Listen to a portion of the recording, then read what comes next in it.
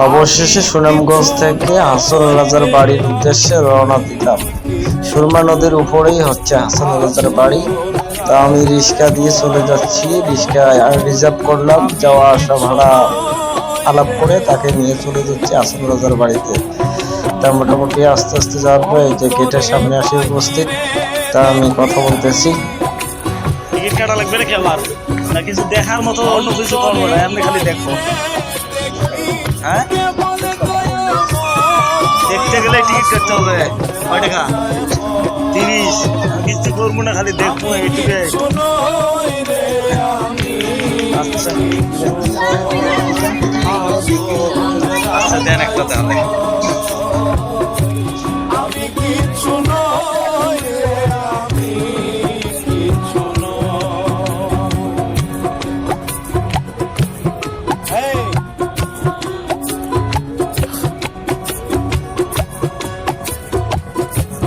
অবশেষে টিকিট নিলাম হাতের মধ্যে। টিকিট নিয়ে আমি এখন চলে যাব হাসন রাজার রুমের মধ্যে।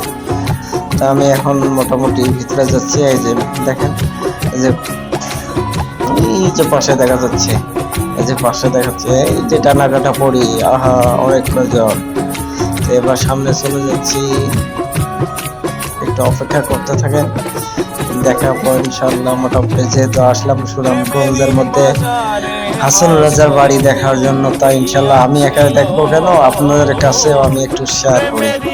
তাই যে মোটামুটি হাসন রাজার একটা সাইনবোর্ড দেখা যাচ্ছে। এটা কম বর্তমান যে অবস্থা, এটা আগে ছিল কিনা জানি না। তো আমি মোটামুটি সবার সামনে আসতেছি। তো এটা কি, এটা আমি কিন্তু জানি না। এটা একটা পাত্র, মোটামুটি এটা কি করছিল এটাও জানি না। আর এটা আমি তো মনে করতেছি এটা একটা বাঁশি। ঠিক আছে, যেরকম মানে পুরানা আগেরকার বাঁশির মতো দেখা যাচ্ছে।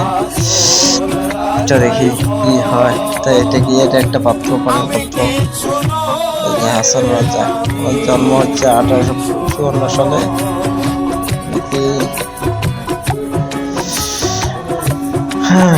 তারপরে দেখে এটি মনে হয় ঢোল হতে পারে সম্ভবত, বুঝতেছি না বিষয়টা। এটা মনে হয় হারমোনি হতে পারে, হারমোনি সিস্টেমে হারমোনিয়াম কি। এই যে আমার দেখা অনেক কয়েকটা বই শোকেসের মধ্যে রাখছে।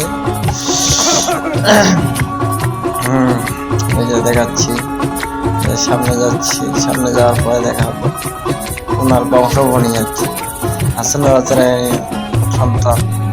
তিনি হচ্ছেন মোটামুটি 3 নম্বর সন্তান, হাসন রাজার 3 নম্বর সন্তান হচ্ছেন। আর ইনি হচ্ছেন 2 নম্বর সন্তান, হাসন রাজার হচ্ছেন 2 নম্বর সন্তান। এবার সামনে দেখি, সামনে দেখা পর ইনশাল্লাহ 1 নম্বর সন্তান আছে, ইনি হচ্ছেন মানে 4র্থ নম্বর, 4 নম্বর সন্তান, সব ছোট সন্তান মনে হয়। ঠিক আছে, এই নাম দেখাচ্ছে, দেখেন। হ্যাঁ, এই যে ইনি হচ্ছেন জ্যেষ্ঠ পুত্র, অর্থাৎ মনে হয় 2 নম্বর না 1 নম্বর জ্যেষ্ঠ পুত্র।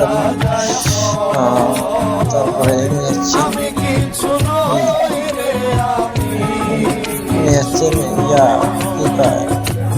হাসন রাজার বোন, সরি হাসন রাজার বোন। দেখলাম। এই যে মোটামুটি দেখতেছি যে আমাদের প্রবেশটা মানে এই যে হাসন রাজার দোতরা, ঢোল, বুঝছেন, এই যে একটা হারমোনি। হাসন রাজা ব্যবহার করছে কিনা তবে জানি না, তবে যেভাবে রাখছে এগুলো মানে প্রয়োজন মানুষেরা আসে পরিদর্শন করে হাসন রাজা। আচ্ছা, এই যে পরিদর্শন করে এগুলো কি, এটা কি, এই জিনিসটাকে তো আমি চিনলাম না। যদি কেউ চিনে থাকেন কমেন্ট করে জানাবেন। এটা মোটামুটি এবার দেখলাম এই যে পাশে একটা, এটা হলো একটা ইয়া। এবার মোটামুটি এদিকে দেখা শেষের দিকে। এখন আমি বাইরে হওয়ার চিন্তা করতেছি, বাইরে হওয়ার পরেই দেখেন মানে এখন আমি একটু বাইরে হলাম রুম থেকে। হ্যাঁ, আমরা অনেক দূর থেকে এসেছি, সেই রংপুর থেকে।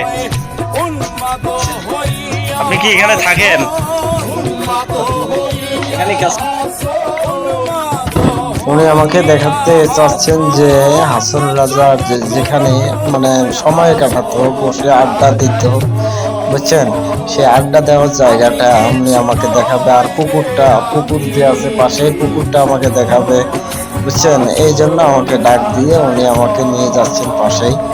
তো দেখেন এই যে এখন পুকুর পড়ে যেতেছে, এই যে হাসন রাজার সেই পুকুর, এটা হলো হাসন রাজা ব্যবহার করতে এই পুকুর, বুঝছেন, আড্ডাখানা করতে। ওই যে পাশেই দেখা যাচ্ছে, আমি নিয়ে যাচ্ছি আপনাদেরকে, এখানে আড্ডাখানা করতো।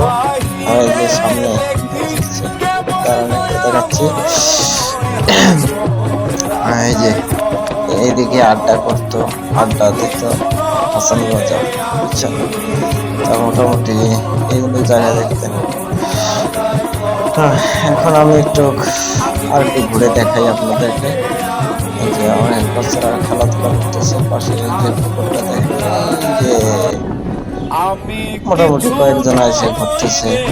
তো আমার মোটামুটি দেখা শেষ, যেহেতু আমার কাজ আছে। এখন ভিডিও যেটু করলাম, ইনশাআল্লাহ সবাই মিলে একটু সাপোর্ট করবেন। তো ভালো থাকবেন, সুস্থ থাকবেন।